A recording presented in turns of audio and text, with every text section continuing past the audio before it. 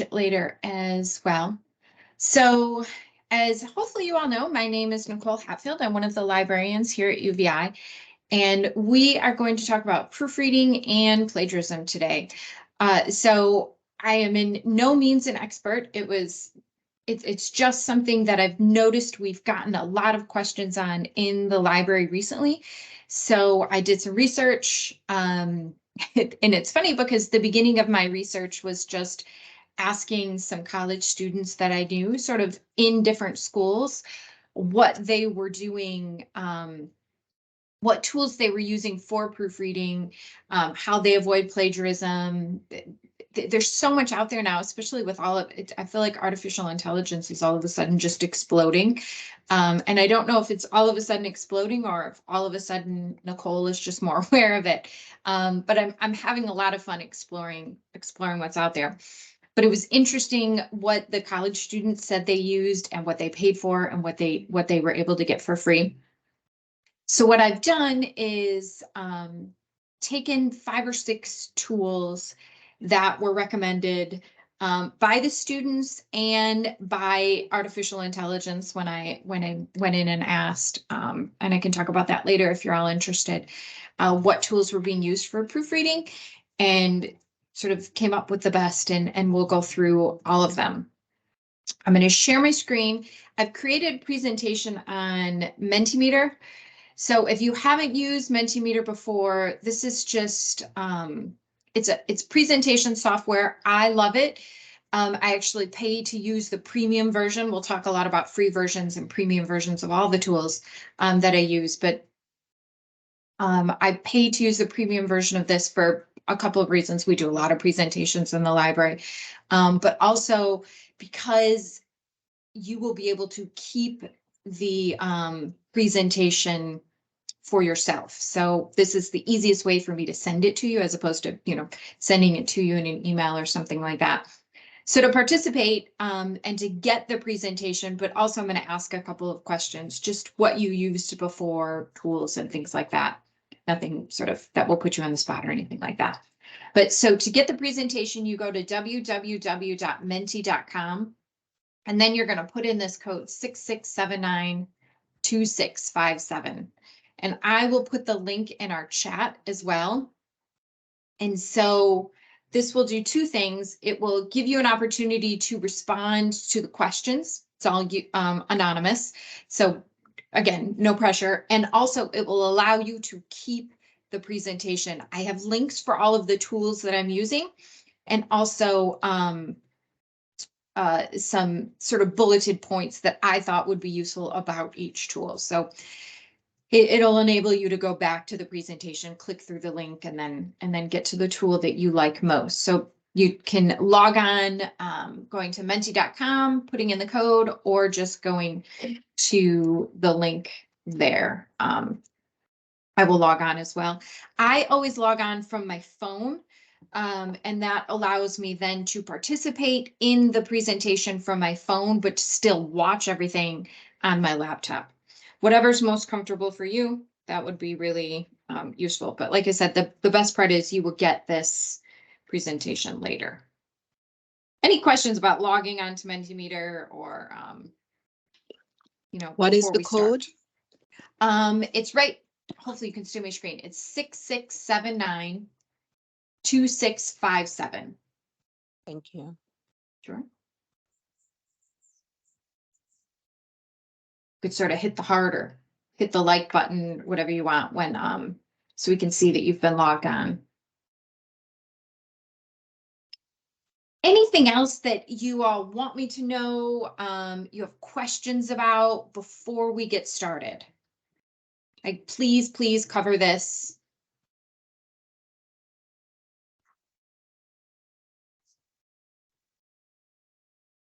Good.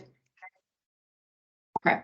So, and this is my first time going through this session. So any kind of feedback or any questions you ask will help me, refine the presentation for later sessions.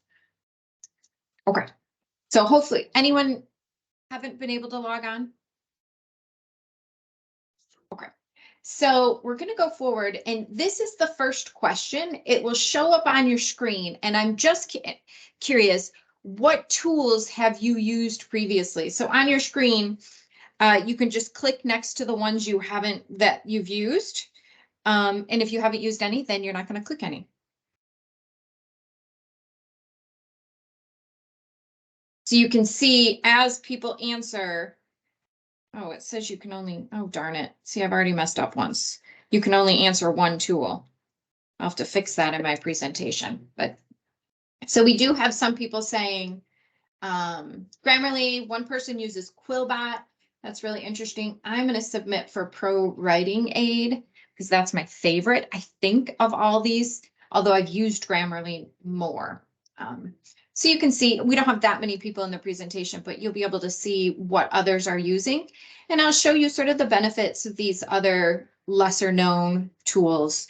I didn't add ChatGPT to this session, but at the end, if you all want to talk about it, we can. I've used it a lot. I'm in no way an expert, but I do have a lot of experience with it. Just trying out different things. Good. So lots of Grammarly users. Wonderful. Okay. And this is the last sort of interactive one before we get to each of the tools. I'm curious, what's the most important feature in proofreading software for you? Like what are you really looking for these tools to do? If that makes sense, you're looking for them to, correct your spelling and grammatical mistakes. You're looking for whatever it is. Just tell me that, and then I'll sort of be able to aim my presentation at what you're looking for. And it can be just a phrase or something. It doesn't have to be a long answer. Interesting. I'll press enter to show answers. Yes. Correct grammatical errors, grammar check and paraphrasing. Okay, good. I'll give everyone else a chance to pop something in there if they like.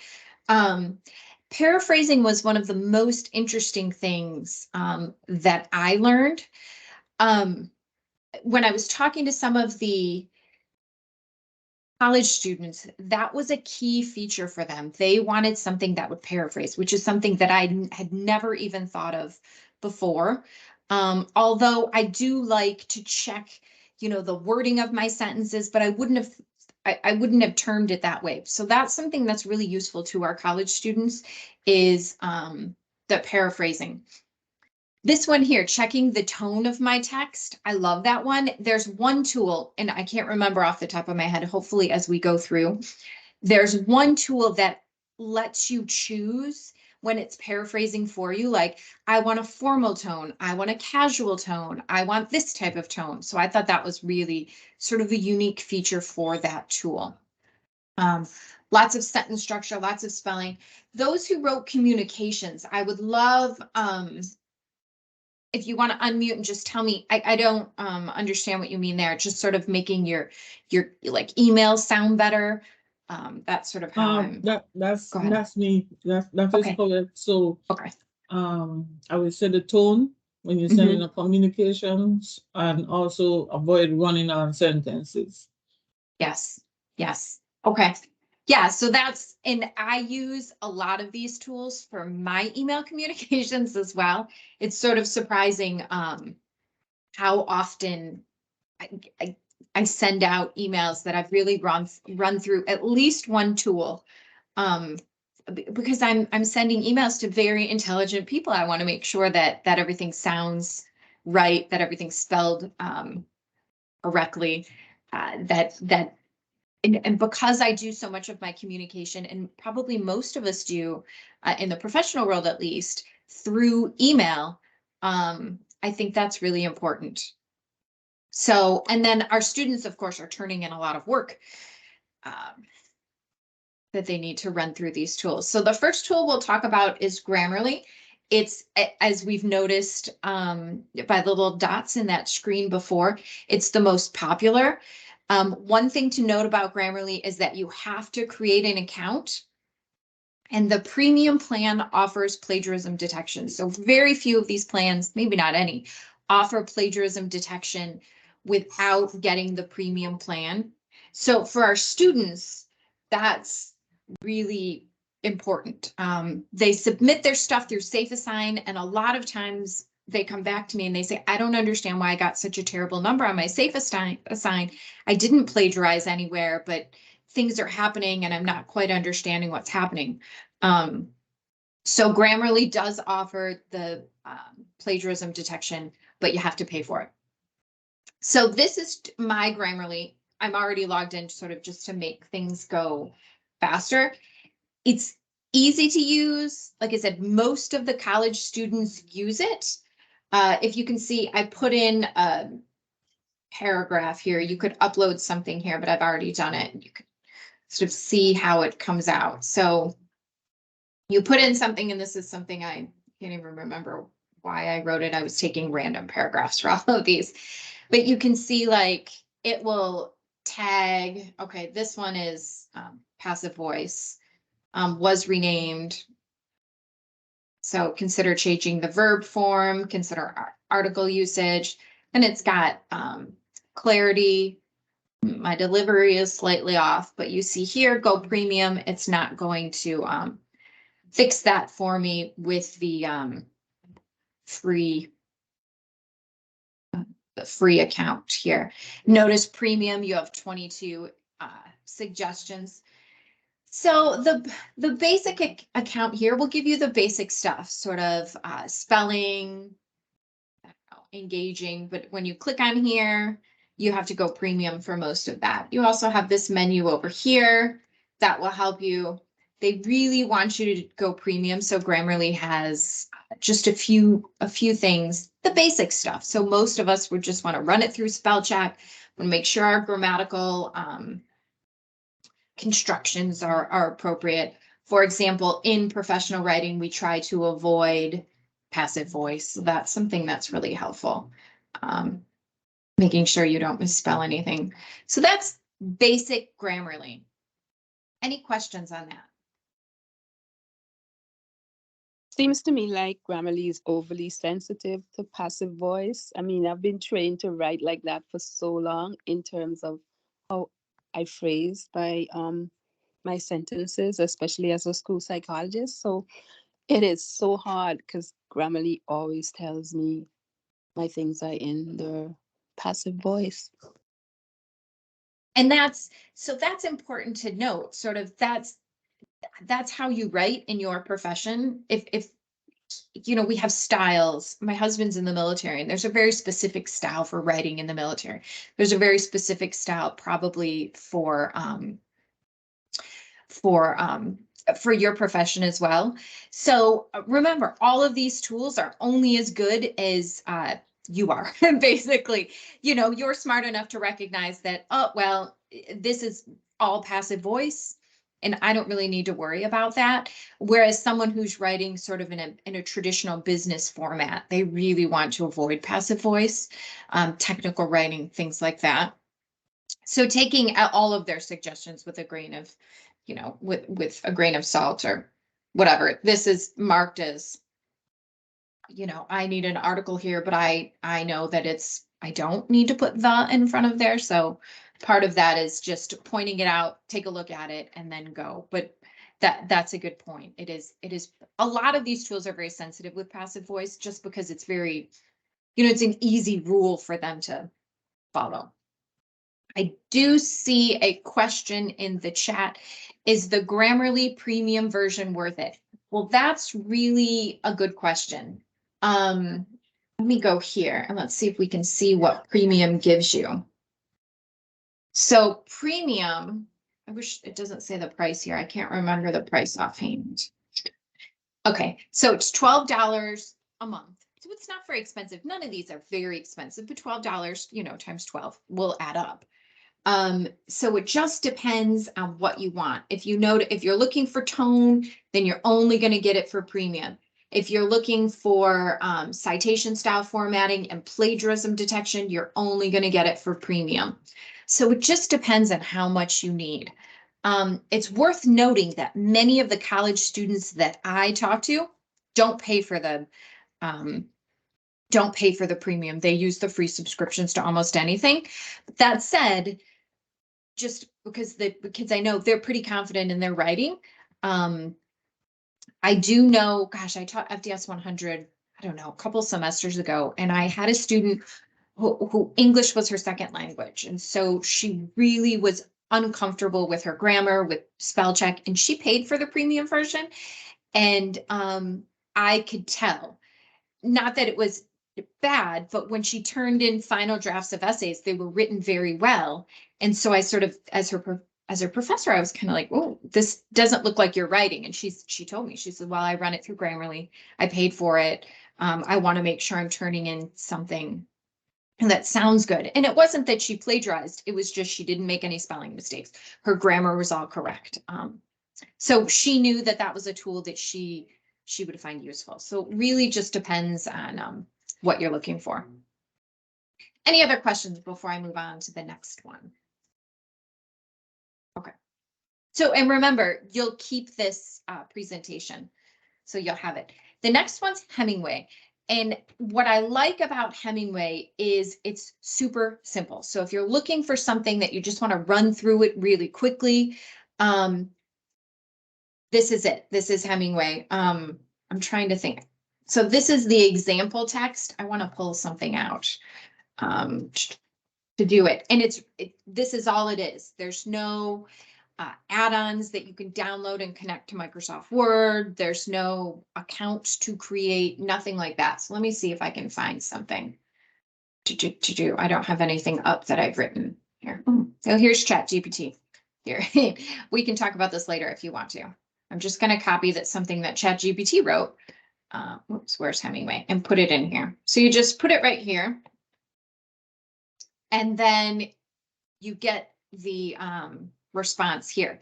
So the readability, it's at grade 10. I guess Hemingway wants you to aim for 9. No adverbs, no uses of passive voice. One phrase has a simpler alternative, how or but or yet, which I would not go for because I like however. And 2 of 6 sentences are very hard to read. So Hemingway, I like it because you can just go to hemingwayapp.com, put your work in. You don't have to log in. You don't have to go through anything. It's put it in and you get these responses here very quickly. So if you're looking for something simple and quick, this is a great option or someplace to begin. So that's it. Any questions on that one? I'm going too fast or too slow as well. I do want to have some time to discuss at the end if you'd like it. So I am breezing through these, but you will have all the links later.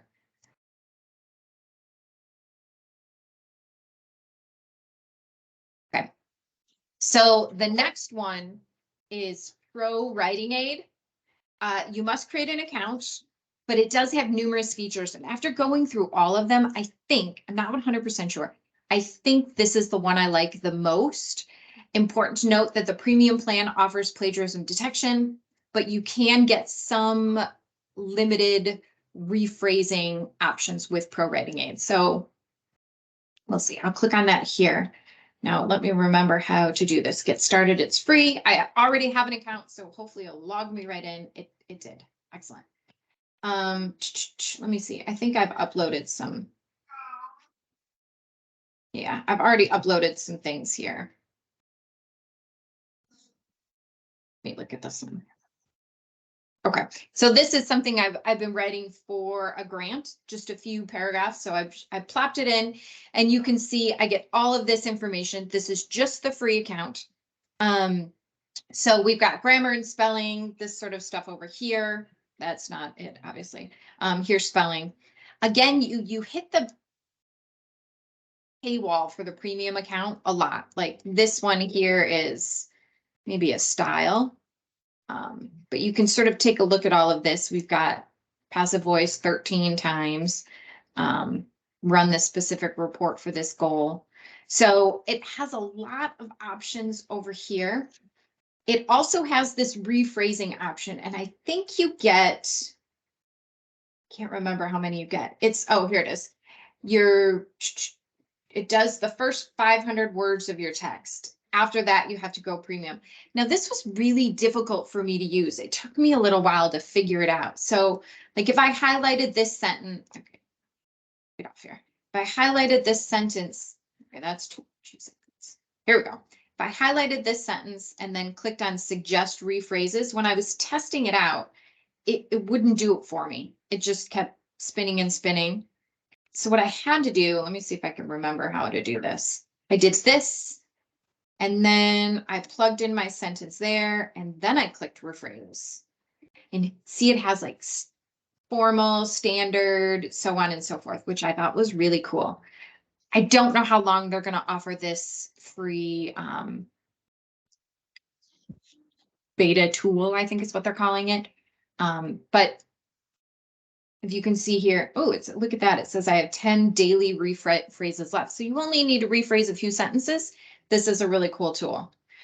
So here's informal. Let's see if I can put standard. Oh, I wonder if that's going to count as another one of my rephrases since I went from informal to standard.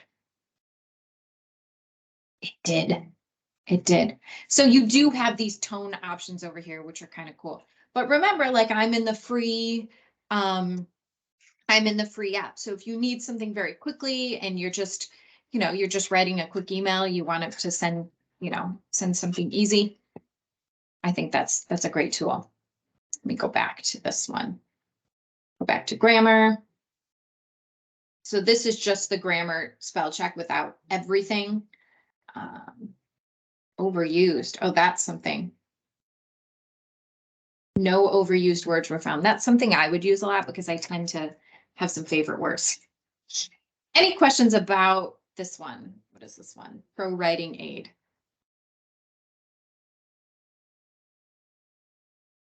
No. Okay. And I think it's interesting because they're all just a little bit different. So you have to figure out really which one you like best. Good. Language tool. I like this one because you don't have to have an account. It offers style rephrasing 3 per day, and it has add-ons and apps available. So that's not something I added as a part of this presentation. But when you find the one you like, you can add them to your Microsoft Word account. And you can also download the apps right from your computer. So I know that the college students that I've talked to and our students, when they have free apps available, they do download those right to their desktops or their laptops or whatever it is. So again, this is one of the simpler tools. You just paste something in there. So that's not really very long, but you can see it's got one correction for that sentence there. And then we can click here, paraphrase, click on any sentence or word. Let's see if this works.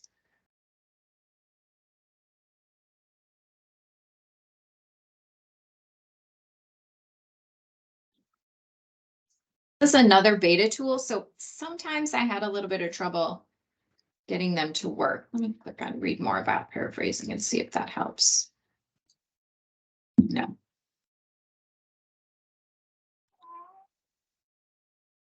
What is the name of this tool? This one is called Language Tool. Okay. Just doesn't seem to be. Oh, here it is, AI suggestions. So this one uses artificial intelligence to rephrase.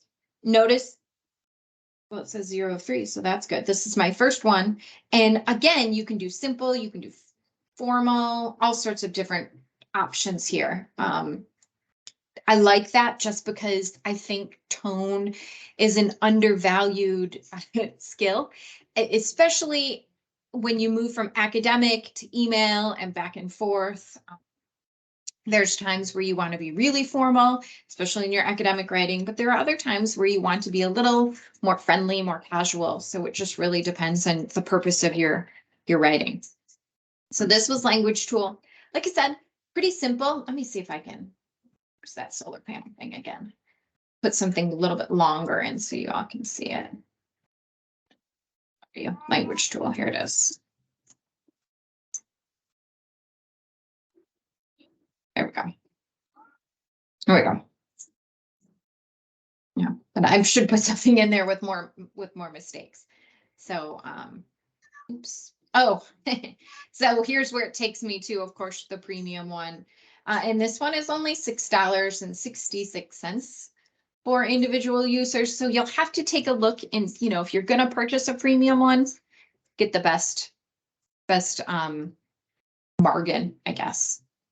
And that was Language Tool. Any questions on that one? So many of these open. Close them out. Okay. I think we have two more. This one's Quillbot, and I did notice that someone had said they used Quillbot before. Is that person, do you want to tell us if you liked it? I like to use Quillbot. I usually use it for paraphrasing. Sometimes the results aren't the best, but it usually gives me a springboard to fix it myself. You just hit on the key element. Yes, for any of these, it offers a springboard for you to fix it yourself. So they're just, they're online programs. In many cases, we're going to use the free online programs, so they're not going to be perfect. And like I said, they're only as good as as a tool. But I like that you use it to fix it yourself. And I do that too. I use these tools a lot just to help me figure out where I've gone wrong or look at things a little bit differently. Like I said, to find words that I've overused, that tends to be let's see if I can, oh, that looks really weird. Why that looks so strange. Paste text. Nope. I wonder if that, all right, let me find something else that I can plug in there. That looks strange.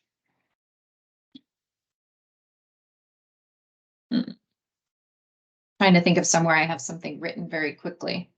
Something.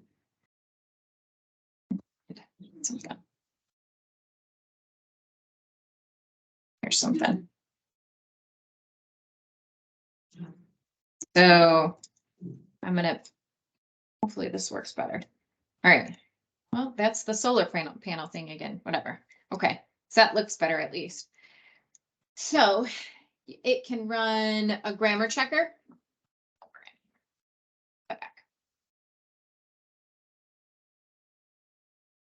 Got grammar checker over here. We've got paraphraser, which I really like. Let's see if it'll paraphrase the text for us. Yeah, so Kira, this is what you said. Is this how you use it? Put it in here and then it paraphrases over there. Yes, that's how I use it. Perfect. Perfect. So, and like I said, I was surprised at how many students like the paraphrasing, how important that was to them. And I understand why now. I just had never thought of it that way. I had always thought of these online tools as just doing spell check, grammar check, those types of things, when in reality, we have a lot of other options that help us figure things out. Let's see. Citation generator, my guess is this one's going to cost money. Oh, create accurate citations for free. I haven't tried this. Kira, have you ever used this before? No, I've never used it, but I've had a friend who has, and I believe it's free. Okay, well, that's really nice. Let me just go to a random website. This is. Throw it in there and see. I rarely use citation generators because I grew up old school, went to college making my own, so I only trust me. I was an English major, so like when English professors, and you're an English major especially, look at your citations, if you have a period in the wrong spot, you're out. So I've always been really careful. Oh, this is interesting though. You can see that here's the full citation. I wonder what, American APA. So you just click down here, and if you want to switch it to MLA, there you go. So it will help you with citations, which is really nice too. And this one was Quillbot, and it looks free. You can choose web page, journal article, book, more types. So that's video, image. Some people forget to cite those. It's not giving you how to cite it in text, but it does give you, this would be the works cited entry. Yeah, well, that's a great tool as well. Anything else about Quillbot?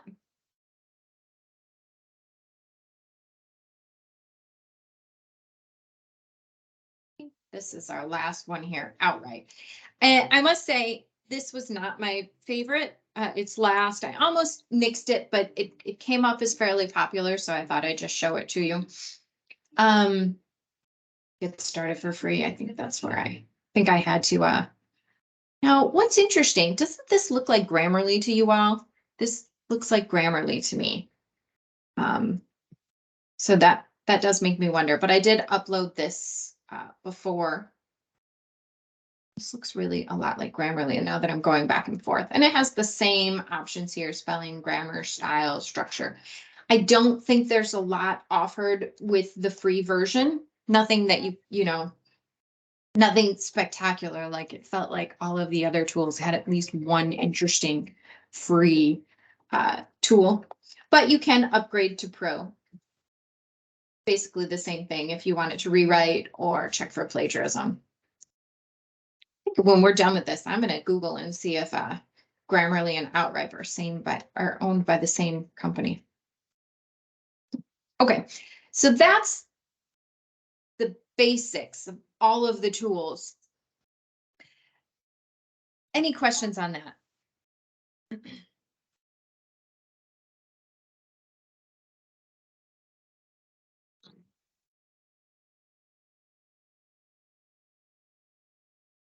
Okay. A quick note about online tools and academic integrity. I titled this Proofreading and Plagiarism because I think when you start to look at these online tools, then a major concern, especially faculty members, and maybe faculty members who aren't as familiar with the tools, a major concern then is, where are we veering into plagiarism? What's the difference between, you know, using the online tools as we would someone who proofreads our work or our papers, and using the online tools and we're actually found plagiarism? So I think what Professor Guthrie said, what Ms. Edwards said, and maybe some others have said it, is it's important to use them as tools. It's a springboard for you to create your own, you know, your own piece of writing, to just take a look at where you have weaknesses. For students or professors to use with their students, some of the issues that we have using online tools is over-reliance. Students just end up in, I taught FDS myself. I was an English teacher for a long time before this. I've been an adjunct. Is the over-reliance on the tools. A lot of times students will just cut and paste whatever suggestion comes up, and they're not reading. And they're not using it to improve, they're just cutting and pasting. And when you get into cutting and pasting someone else's words, then you get into, even if it's artificial intelligence words or computer programs words, you get into more of a gray area. Again, they give you a false sense of security. The tools are not as smart as we are in many ways. Like Professor Guthrie was saying, what were you saying? I just lost my whole train of thought. That you know, there's a specific way to write in her profession, and she knows more than the tool does. It's just a tool that she uses. Misuse, I think this is the major concern with especially programs like ChatGPT. Google has another one about to debut, which seems to be even better than ChatGPT. I haven't used it yet. I don't think it's out. But just intentional plagiarism, and we're always going to face that. It's important for people who are using each tool to remember that in the end, it has to be your writing. Any thoughts on that, or any concerns about what do you think about online tools and academic integrity? Anyone want to share some concerns, either from faculty perspective or from student perspective?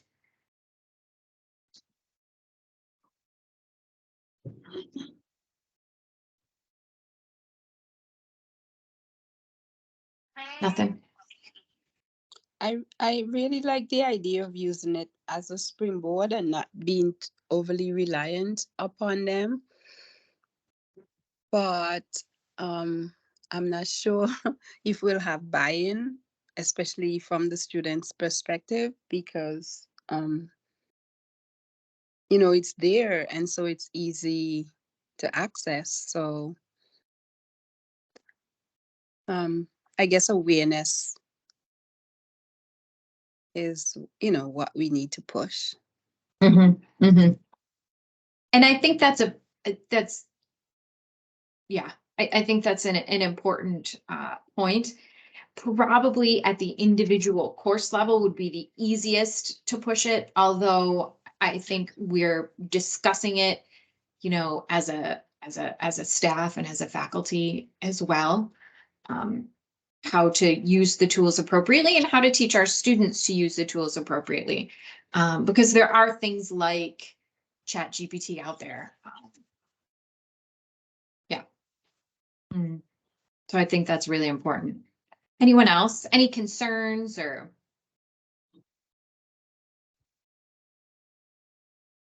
Anything I didn't cover that you would like me to cover? Or any questions? I went really quickly through the tools. Go ahead. Yeah, one thing I wanted to ask, when thinking about safe assign, is there a recommended percentage that a faculty or professor should sort of promote or accept in terms of plagiarism? Because sometimes it is just references that might turn up as being plagiarized. Sometimes it's dates that are say in one of the laws of, say, special education or something, and that's what I found. So I was wondering what's the fair. I mean, I had to go back and review some of the actual highlighted portions, but what's your recommendation on that? So I think that's a really important question, especially and it's an important question for the faculty to answer. My own experience with Safe Assign is just like these tools that we just looked at, they're just tools. So you're right, Safe Assign marks everything, including quotes that are accurately cited. So if something has been written somewhere else out there on the internet and you include it in your paper as a student, Safe Assign is going to flag it. So when I taught, I told my students, look, you want your number to be as low as possible, but when I grade your paper, I'm going to look at the Safe Assign report, and if there's actual plagiarism in there, then I'm going to flag you and hand you back your paper and tell you have to fix it. Other than that, the number itself wasn't very important just for me, but it really depends. Safe Assign will flag, like I said, all of the quotes. So if you tell your students, look, I don't want you to use too many direct quotes. You only use direct quotes when you can't paraphrase something and make it sound better, more fitting. Only when their words are absolutely necessary. Then their Safe Assign scores will be lower automatically. So I don't have a recommended number. As a former English teacher and as someone who looks at this a lot, I just looked at each individual report regardless of the number, because even if it was a really low number, that one instance could be actual plagiarism as opposed for flagging for a direct quote or a phrase that was overused or something like that. So I didn't actually give you an answer to your question. I walked around it a lot. Hopefully that helps. But it helps. Thank you Okay. so much.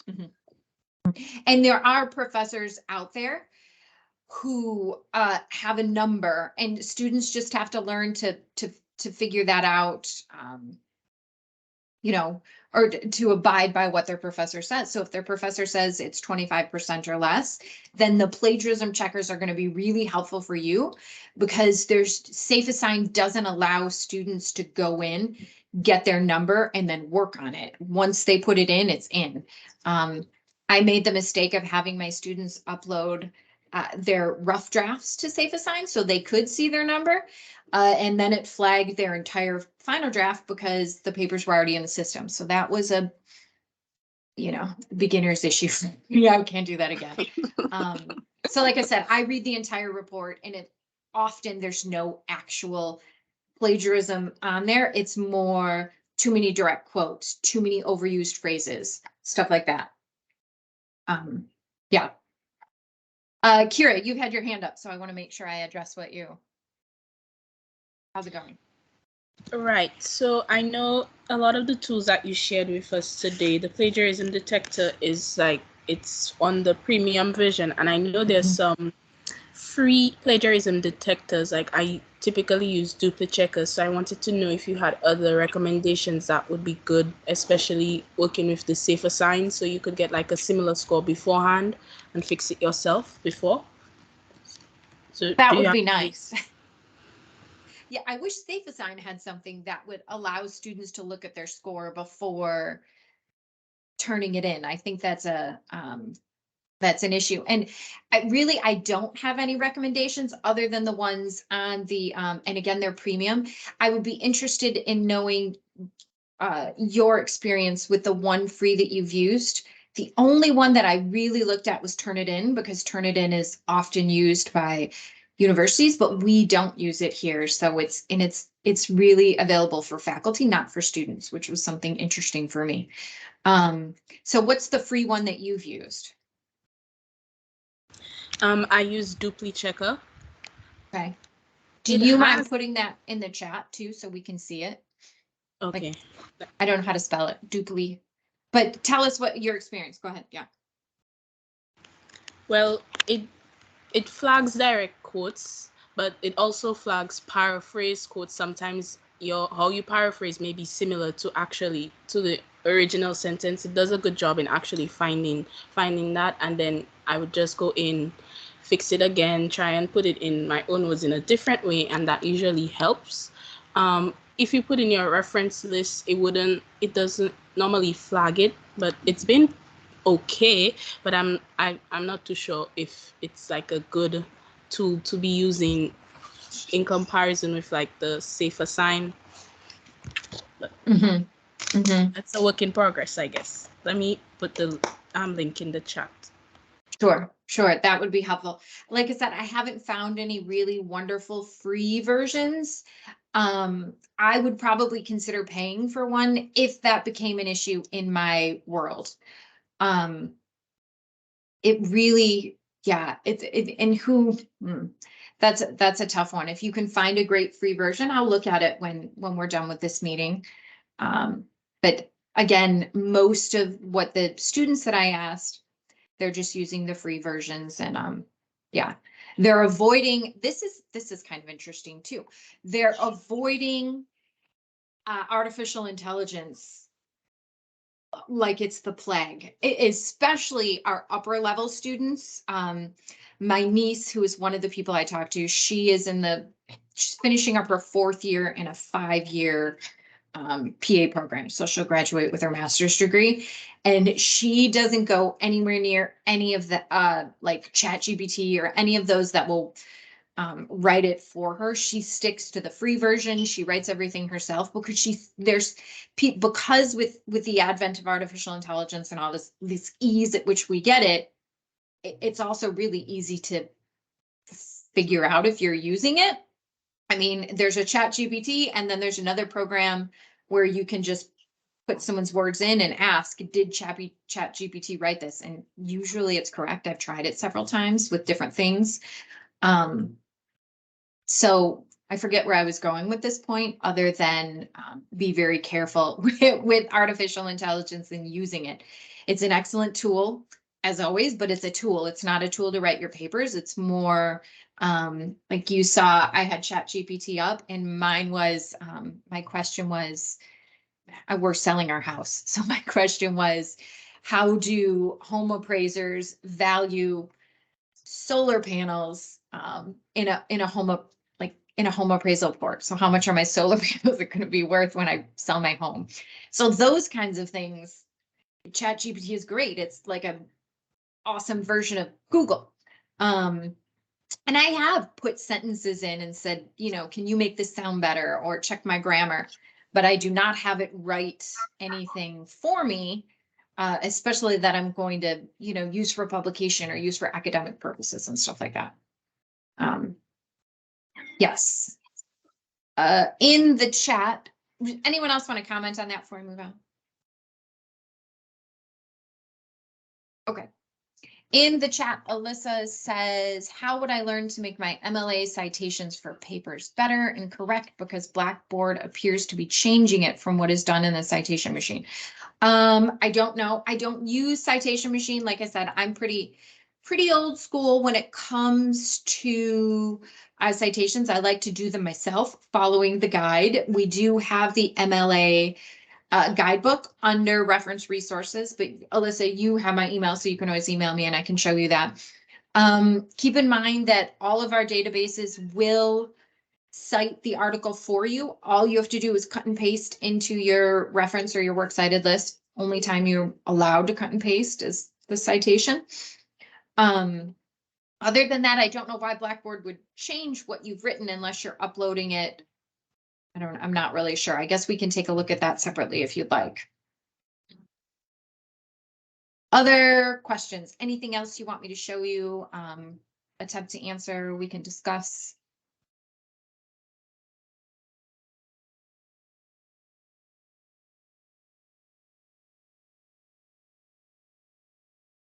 I make myself count to 10 because I tend to say, is there any questions? And then I keep moving because the silence makes me nervous. I'm going to share the QR code. If you didn't get the presentation, you can hold your phone up and click this, or you can go to menti.com. Here's our code again. I will have, I'll put the recording on our website, but also when it's uploaded, you can get it right from this chat. So if you still have access to the chat, you can get the recording there if you want it. But the presentation itself will give you access to the links. And if you need it later, just, you know, email me and let me know. Eventually, I will email you out just a form saying, you know, what did I do well and what could I improve? What do you wish you had more information on? And as long as it's constructive criticism, I take it really well. Okay. No other questions. Well, thank you for joining us. This is the first session, so I will get that form out very quickly, just because before Thursday's session, if you have any really wonderful criticism, suggestions, I will try to work that into the next presentation. Okay, thank you so much. Have a great day, everyone.